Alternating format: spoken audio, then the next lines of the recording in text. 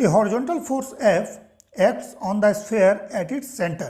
Coefficient of friction between a sphere and the ground is mu. What is the maximum value of F for which there is no slipping?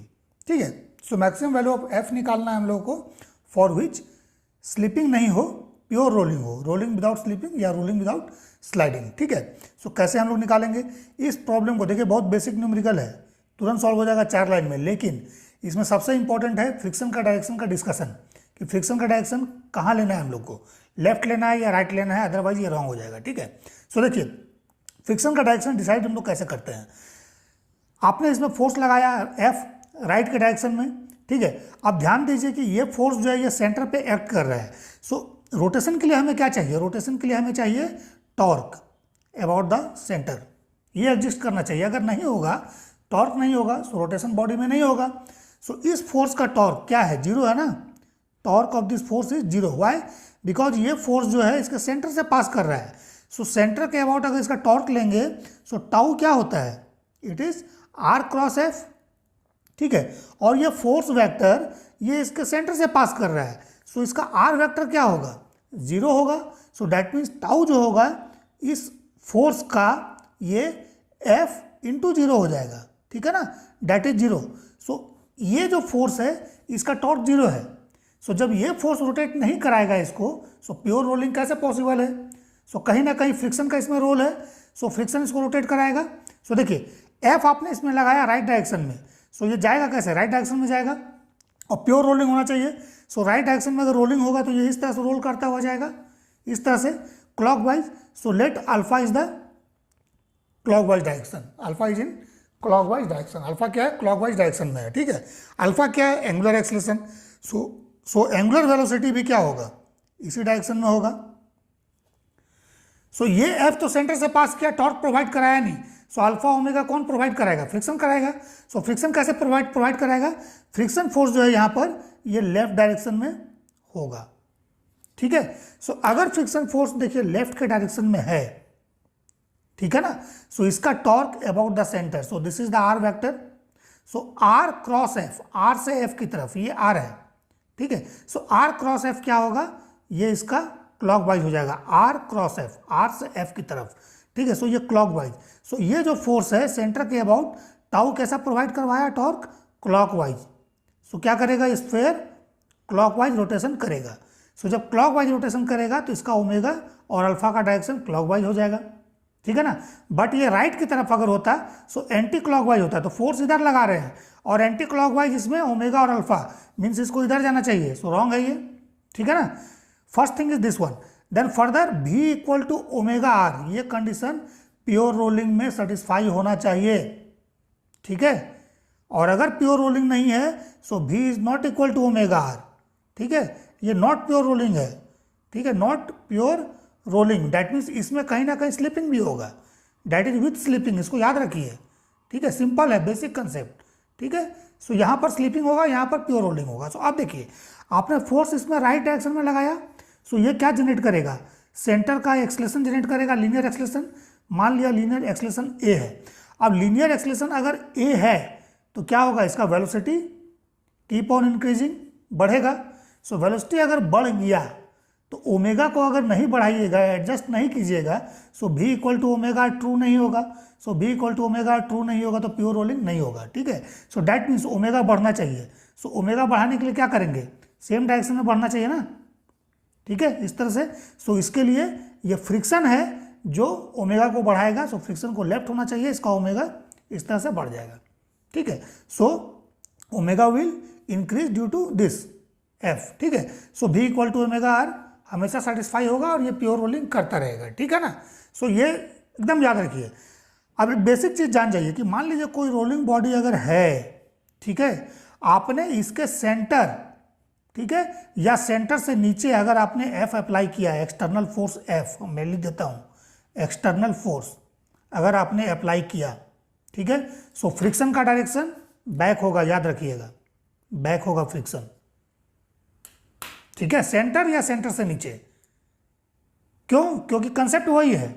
आपने इसको F दिया इस direction में, इसका क्या होगा? Acceleration बढ़ेगा, वेलोसिटी बढ़ेगा। सो वेलोसिटी बढ़ेगा तो इसका ओमेगा को भी बढ़ाना पड़ेगा। सो ओमेगा क्या होगा, इस डायरेक्शन में होगा ना।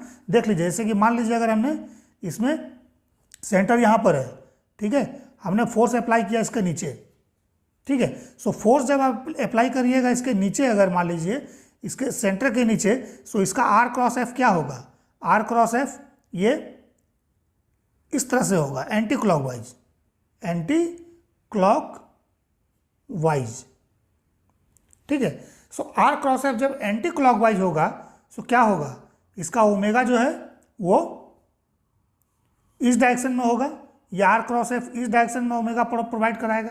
डैट मीन्स ओमेगा इसका घटने लग जाएगा। सो ओमेगा अगर इसका घटेगा, ठीक है, सो इसको एडजस्ट करना पड़ेगा, मीन्स घटने नहीं देना है। सो घटने अगर नहीं देना है तो क्या करिएगा कि इसका जो फ्रिक्शन फोर्स है उसको बैक कीजिएगा, सो डैट कि friction force clockwise torque provide कराएगा और इसका ओमेगा जो है ये एडजस्ट हो जाएगा। First thing is this one, ठीक है, ठीक है। और सेकेंड, अगर दूसरे तरीके से देखना है, सो एफ देखिए राइट डायरेक्शन में है, सो इसका क्या होगा, एक्सलेशन होगा। सो एक्सलेशन के कारण वेलोसिटी बढ़ेगा। सो वेलोसिटी अगर बढ़ाना है तो क्या करिएगा, इसका ओमेगा को इस डायरेक्शन करना होगा, ठीक है। सो ओमेगा को अगर इस डायरेक्शन में करना है तो फ्रिक्शन बैक कीजिए, तो भी उस केस में भी बढ़ेगा तो ओमेगा को बढ़ा दीजिए, ठीक है ना। So v equal to omega R, ये ट्रू होगा, ठीक है, दिस वन। और अगर मान लीजिए सेंटर या सेंटर नहीं, सेंटर से ऊपर अगर आप फोर्स लगा रहे हो कहीं भी, ठीक है, इस तरह से, सो इस केस में जो फ्रिक्शन होगा ना, ये फ्रिक्शन का डायरेक्शन इसमें राइट हो जाएगा, याद रखिएगा, this is the right friction. क्यों, क्योंकि इसमें मान लीजिए अगर मान लीजिए इस तरह से टेंजेंशियल फोर्स आपने लगा दिया इसमें राइट की तरफ, एफ टॉप पॉइंट पर, ठीक है। सो इसका सेंटर के अबाउट टॉर्क क्या होगा, सेंटर के अबाउट टॉर्क, आर का डायरेक्शन ये हो गया, आर क्रॉस एफ क्लॉकवाइज है। सो क्लॉकवाइज अगर है इसका टॉर्क, डैट मीन्स ये ओमेगा को इंक्रीज करेगा। So v equal to omega R में, है ना, v equal to omega R में अगर ओमेगा बढ़ रहा है तो v को भी बढ़ाना पड़ेगा। सो v को बढ़ाने के लिए क्या करिएगा, फ्रिक्शन फोर्स को राइट कीजिएगा, ठीक है। और ये जब राइट होगा सो एडिशनल फोर्स अप्लाई हो गया, सो इसका v भी क्या होगा, बढ़ जाएगा। सो ये एडजस्ट हो जाएगा, ठीक है ना। लेकिन लेफ्ट कीजिएगा तो नहीं होगा, ठीक है, ठीक है। अब आते हैं हम लोग मेन प्रॉब्लम पे। सो फ्रिक्शन फोर्स तो पीछे हो गया। सो फ्रिक्शन फोर्स अगर पीछे हो गया, सो इक्वेशन ऑफ मोशन लिखिए, F external minus friction force equal to mass of this sphere, let it is M and radius R. So mass M into acceleration जो राइट हमने माना है ए। सो ये फर्स्ट इक्वेशन हो गया।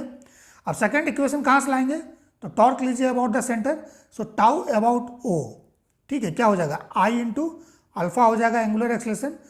सो टॉर्क क्या होता है, फोर्स इंटू डिस्टेंस, ठीक है, मीन्स फोर्स वेक्टर और radius vector, sorry distance vector, R cross F आपको लेना है। सो यहाँ आर और एफ के बीच में एंगल कितना है, 90 डिग्री है। So sine 90 degree is 1। सो सिर्फ और सिर्फ एफ और उस पर perpendicular distance from the centre ले लेना है। तो परपेंडिकुलर डिस्टेंस कितना होगा, जितना इसका रेडियस है ये वाला, है ना। सो ये आर है। सो क्या हो जाएगा, F into R equal to I about centre, sphere है 2/5 एम आर स्क्वायर इसका मोमेंट ऑफ इनर्शिया होगा, into alpha. So pure rolling अगर होगा so v equal to omega R है, so a equal to alpha R होना चाहिए acceleration का। ये लीनियर एक्सलेशन, ये एंगुलर एक्सलेशन, ये लीनियर वेलोसिटी, ये एंगुलर वेलोसिटी, ठीक है। सो अल्फा क्या हो जाएगा, a/r होगा। So alpha equal to a/r, ठीक है। सो यहाँ से देखिए फ्रिक्शन फोर्स का वैल्यू कितना आ जाएगा, 2/5 आर स्क्वायर तो कैंसिल हो जाएगा, 2/5 ma, 2/5 ma, ये फ्रिक्शन फोर्स का वैल्यू आ गया, ठीक है। सो यहाँ से अगर ma का वैल्यू हम लोग निकाल लें मास इंटू एक्सलेशन का, सो ये क्या हो जाएगा, 5/2f, 5/2f होगा। अब इस 5/2f को ना ma की जगह पर यहाँ पुट कर दीजिए, इक्वेशन 2 हो गया, इसमें पुट कीजिए। सो देखिए f minus F equal to 5/2f, ठीक है। सो f को राइट में ले जाइए। सो कैपिटल F का value in terms of friction क्या हो जाएगा, small f plus 5/2 small f, ठीक है, ये फ्रिक्शन फोर्स का। सो ये f का वैल्यू जो आएगा डेट इज F एक्सटर्नल, ये एक्सटर्नल फोर्स है, सो इट इज 7/2f, ठीक है। अब देखिए कोई ब्लॉक अगर मान लीजिए अगर आपका हॉरिजॉन्टल सरफेस पर रखा हुआ है, फोर्स आपने इसमें राइट में अप्लाई किया, ठीक है, रोलिंग बॉडी नहीं है, नॉन रोलिंग है।